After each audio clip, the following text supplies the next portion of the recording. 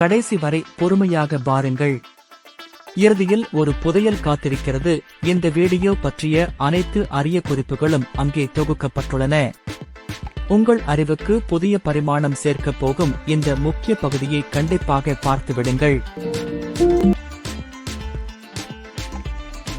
அறிவின் ஒளி என்பது எப்போதும் இருளை வெல்லும். ஆனால் சில சமயங்களில் சில ஒளிகள் மறைக்கப்படுகின்றன. அவைகள் மேல் நிழல் படிந்து மறைந்திருக்கும். இன்று நாம் அப்படி ஒரு மறைக்கப்பட்ட ஒளியை பற்றி பேசப் போகிறோம். 1879ஆம் ஆண்டு ஐரோப்பாவில் அறிவியல், கலை, இலக்கியம் என அனைத்து துறைகளிலும் புரட்சி நடந்து கொண்டிருந்தது. இந்த காலகட்டத்தில்தான் ஜெர்மானிய மொழியியல் அறிஞர் மார்க்ஸ் முல்லர் ஒரு பெரும் திட்டத்தை தொடங்கினார். அவரது நோக்கம் கிழக்கத்திய நாடுகளின் புனித நூல்களை ஆங்கிலத்தில் மொழிபெயர்த்து ஒரு பெரும் தொகுப்பாக வெளியிடுவது. இந்த தொகுப்புக்கு அவர் கிழக்கின் புனித நூல்கள் என்று பெயரிட்டார். கிழக்கின் புனித நூல்கள், sacred books of the East, மூல மொழிகளிலிருந்து ஆங்கிலத்தில் மொழிபெயர்க்கப்பட்ட ஆசிய சமய நூல்களில் 50 இன் தொகுப்பாகும். இந்த தொகுப்பில் 50 நூல்கள் இடம்பெற்றன. சமஸ்கிருதம், பாலி, அவெஸ்தா, சீனம், அரபு என பல மொழிகளின் புனித நூல்கள் ஆங்கிலத்தில் மொழிபெயர்க்கப்பட்டன. இந்து, பௌத்தம், சமணம், சொராட்டியம், தாவோயியம், கன்பூசியம் மற்றும் இஸ்லாம் ஆகிய சமயங்களின் முக்கிய நூல்கள் இதில் இடம்பெற்றன. இது உண்மையிலேயே ஒரு மகத்தான முயற்சி.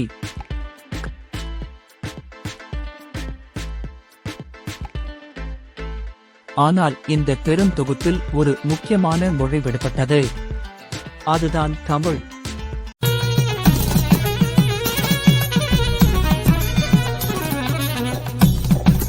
தமிழ் உலகின் மிக பழமையான மொழிகளில் ஒன்று. இன்றும் உயிரோடு வாழும் தென் நாட்டு மொழிகளின் தாய் தமிழ். தமிழின் இலக்கிய பாரம்பரியம் மிகவும் பழமையானது. சங்க இலக்கியங்கள் கிமு 400 முதல் கிபி 300 வரையிலான காலகட்டத்தை சேர்ந்தவை. இது இப்போது செம்மொழியாகவும் அங்கீகாரம் பெற்றுள்ளது. தொல்காப்பியம், திருக்குறள், சிலப்பதிகாரம், மணிமேகலை போன்ற படைப்புகள் உலக இலக்கியத்தின் முத்துக்கள். இவை அனைத்தும் ஆயிரக்கணக்கான ஆண்டுகளுக்கு முன்பே எழுதப்பட்டவை. தமிழ் சித்தர்களின் பாடல்கள் ஆன்மீகம், அறிவியல், மருத்துவம் என பல துறைகளை உள்ளடக்கியவை. இவற்றின் ஆழம் இன்றும் ஆராய்ச்சியாளர்களை வியக்க வைக்கிறது. ஆனால் இத்தனை சிறப்புமிக்க தமிழ் இலக்கியங்கள் கிழக்கின் புனித நூல்கள் தொகுப்பில் இடம்பெறவில்லை. ஏன்? அந்த காலகட்டத்தில் பிரிட்டிஷ் ஆட்சியின் கீழ் இருந்த இந்தியாவில் வட இந்திய மொழிகளை பெரும்பாலும் கவனம் பெற்றன. தமிழின் பெருமையை உலகுக்கு எடுத்துரைக்க போதிய தமிழறிஞர்கள் அங்கு இல்லை.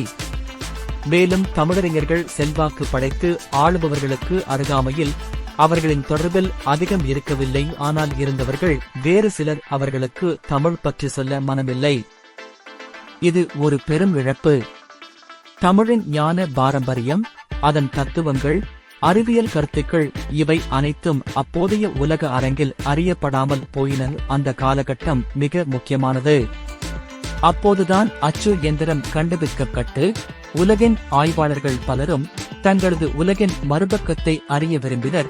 ஆனால் இருள் என்றும் நிலைத்திருக்காது.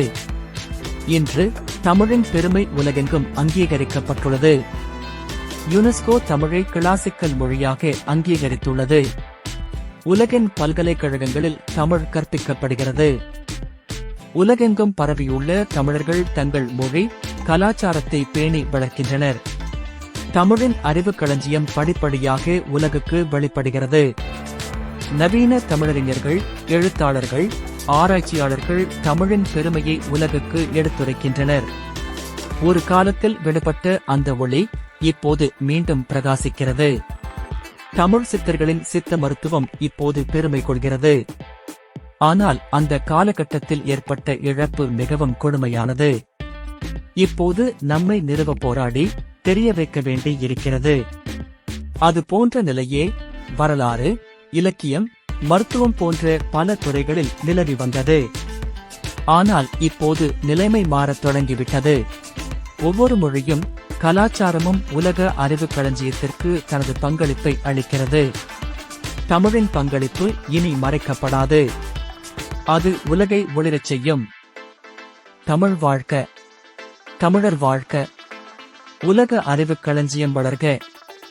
எங்கள் வாழ்வும் எங்கள் வளமும் மங்காத தமிழ் என்று சங்கே முழங்கு. என்ன நண்பர்களே, நான் அண்ணாமலை சுகுமாரன். இந்த வீடியோ உங்களுக்கு பிடித்திருந்ததா? நமது தமிழின் தொன்மை, பெருமை இவைகளை சரியான நேரத்தில் சொல்ல ஆளில்லாது போய்விட்டது. எனவே உலகிற்கு அவை அப்போது தெரியவில்லை. இப்போது தனியே நின்று நமது தமிழின் பெருமையை நிறுவ போராடி வருகிறோம். இத்தகைய முயற்சிகளுக்கு உங்களின் பேராதரவு தேவை. வாருங்க ஊர் கூடி தேர் இழுப்போம். உங்கள் ஆதரவு தேவை. இந்த வீடியோ பிடித்திருந்தால் லைக் செய்யவும், இனிய தமிழ் அமிர்தம் சேனலை சப்ஸ்கிரைப் செய்யவும் மறக்காதீர்கள். உங்கள் நண்பர்களுக்கும் சொல்லுங்க.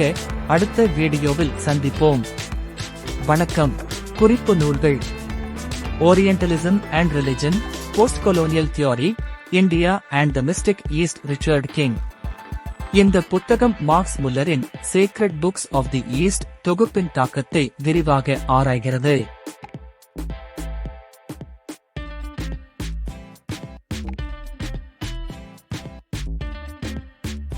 Do subscribe to Enia Tamil Amirtham YouTube channel and press the bell button to get more notifications. Annamalai Sukumaran முழு கட்டுரை படிக்க பயோவில் கொடுக்கப்பட்டுள்ள வலைப்பதிவு இணைப்பை பார்க்கவும்.